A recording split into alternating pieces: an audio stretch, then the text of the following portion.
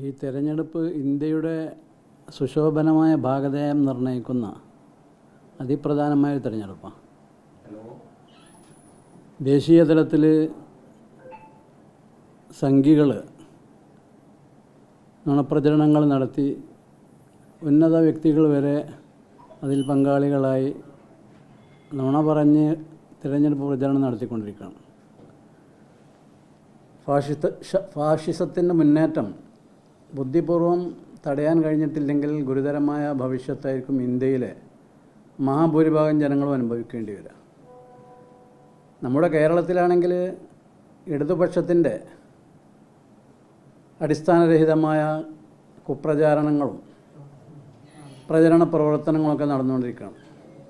ഈ പശ്ചാത്തലത്തിൽ ഇന്ത്യ മുന്നണിയെ വിജയിപ്പിക്കണം, കേരളത്തിൽ UDFനെ വിജയിപ്പിക്കണം. അതാണ് വസ്തുനിഷ്ഠമായ കാര്യങ്ങൾ വിശകലനം ചെയ്യുമ്പോൾ നമുക്ക് മനസ്സിലാക്കാൻ കഴിയുക.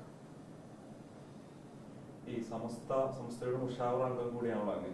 സമസ്ത കാലങ്ങളായി അത്തരമൊരു രാഷ്ട്രീയ നിലപാടൊന്നും തന്നെ സ്വീകരിക്കാറില്ല. വ്യക്തികൾ രാഷ്ട്രീയ നിലപാട് പറയാറുണ്ട്. നേരത്തെ സമസ്തയുടെ മുഷാവറ അംഗം കൂടിയായുള്ള ഉമർ ഫൈസി മുക്കം അദ്ദേഹം പറഞ്ഞത് ഫാസിസത്തെ നേരിടാൻ ഇവിടെ LDFനെ സാധിക്കൂ, അതുകൊണ്ട് തന്നെ LDFന് ആ നിലയിൽ ഒരു തെരഞ്ഞെടുപ്പിൽ പിന്തുണയ്ക്കുന്ന ഒരു സമീപനം വേണമെന്നൊരു അഭിപ്രായം അദ്ദേഹം പറഞ്ഞിട്ടുണ്ട്.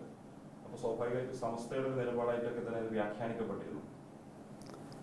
അത് തികച്ചും അടിസ്ഥാനരഹിതമായ പ്രചാരണമാണ്. അദ്ദേഹത്തെ അതിനെ ഏൽപ്പിച്ചിട്ടില്ല. അദ്ദേഹം അങ്ങനെ പറഞ്ഞിട്ടുണ്ടെങ്കിൽ അദ്ദേഹത്തിൻ്റെ വ്യക്തിപരമായ അഭിപ്രായമാണ്. സമസ്ത നേതാക്കളൊക്കെ സംയുക്ത പ്രസ്താവന നടത്തി മിനിയാന്ന്. അപ്പോൾ അതോടുകൂടി ആളുകളൊക്കെ വസ്തുത മനസ്സിലാക്കി കഴിഞ്ഞിട്ടുണ്ട്. മാത്രമല്ല, ഈ LDFും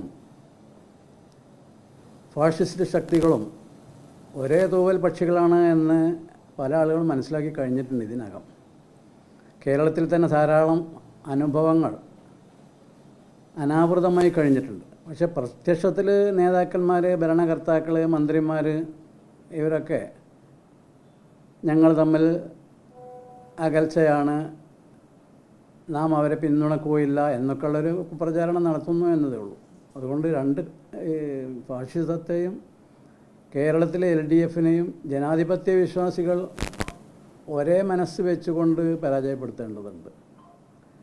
സമസ്ത കേരള ജമിയത്തുൽ-ഉലമയെ സംബന്ധിച്ച് പറഞ്ഞാൽ സമസ്ത മുസ്ലിങ്ങളുടെ അഭ്യുന്നതിക്ക് വേണ്ടി പ്രഥമമായും സമൂഹത്തിൻ്റെ പുരോഗതിക്കും നേട്ടത്തിനും പൊതുവായും വേണ്ടി രൂപീകൃതമായ ഒരു സംഘടനയാണ്.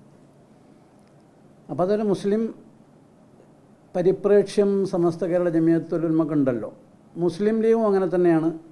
അതിൻ്റെ പേരിൽ മുസ്ലിം ഉണ്ട് എന്ന് മാത്രമല്ല, മുസ്ലിങ്ങളൊരു ന്യൂനപക്ഷമായതുകൊണ്ട് ന്യൂനപക്ഷത്തിൻ്റെ സർവതോമുഖമായ പുരോഗതി ലക്ഷ്യം വെച്ചാണ് മുസ്ലിം ലീഗ് പ്രവർത്തിച്ചുകൊണ്ടിരിക്കുന്നത്. ഇത് രണ്ടും ഇസ്ലാമുമായി ബന്ധമുള്ള അല്ലെങ്കിൽ മുസ്ലിംകളുമായി ബന്ധമുള്ള സംഘടനകളായതുകൊണ്ട് തികച്ചും സ്വാഭാവികമാണ് അവർ തമ്മിലുള്ള ഒരു സമാന മനസ്കത. അത് തന്നെയാണ് സംഭവിച്ചുകൊണ്ടിരിക്കുന്നത്. സമസ്ത കേരള ജമിയത്തുൽ-ഉലമയുടെ ആദ്യകാല നേതാക്കൾ, പിൽക്കാലത്ത് അഥവാ ഈ അടുത്ത കാലത്ത് മൺമറഞ്ഞു പോയ സാരഥികൾ, ഇപ്പോൾ നിലവിലുള്ള നേതാക്കൾ, ഇവരൊക്കെ പൊതുവിൽ ഈ കാഴ്ചപ്പാടിൽ തന്നെയാണുള്ളത്. അതേസമയം വ്യക്തികൾക്ക് സമസ്ത കേരളത്തിൽ മുസ്ലിം സമൂഹത്തിൻ്റെ പൊതുവേദിയിൽ ധാരാളം സംഘടനകളിലായി പ്രവർത്തിക്കുന്നവരാണ്. ബഹുജനങ്ങളിൽ നിന്നുള്ളവരതിലുണ്ടാവും. വിദ്യാർത്ഥികളുണ്ട്, യുവജനങ്ങളുണ്ട്, മതവിദ്യാർത്ഥികളുണ്ട്, മതരംഗത്ത് സവിശേഷമായി പ്രവർത്തിക്കുന്നവരുണ്ട്. ഇവരിൽ നിന്നൊക്കെ ആരെങ്കിലുമൊക്കെ മറ്റ് രാഷ്ട്രീയ കാഴ്ചപ്പാടുകളുള്ളവരായിരിക്കാം. അതുകൊണ്ട് സമസ്തക്ക് ഔദ്യോഗികമായ രാഷ്ട്രീയ നയമില്ല, കാഴ്ചപ്പാടില്ല. വ്യക്തികൾക്ക് ഇഷ്ടമുള്ളത് ആകാവുന്നതാണ് എന്നതാണ് സമസ്തയുടെ നയം. അങ്ങനെ തന്നെയാണെന്നുള്ളത്.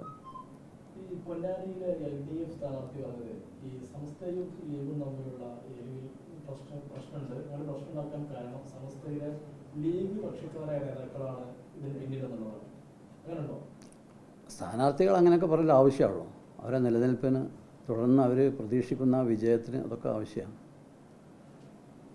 ഒക്കെ അവിശ്വസനീയമായ പ്രസ്താവനകളാണ്. അത് കാര്യക്ഷമമായി വസ്തുനിഷ്ഠമായി അത് അനലൈസ് ചെയ്ത് പരിശോധന നടത്തി വസ്തുതകൾ പുറത്തു വന്നു കഴിഞ്ഞിട്ടുണ്ട്.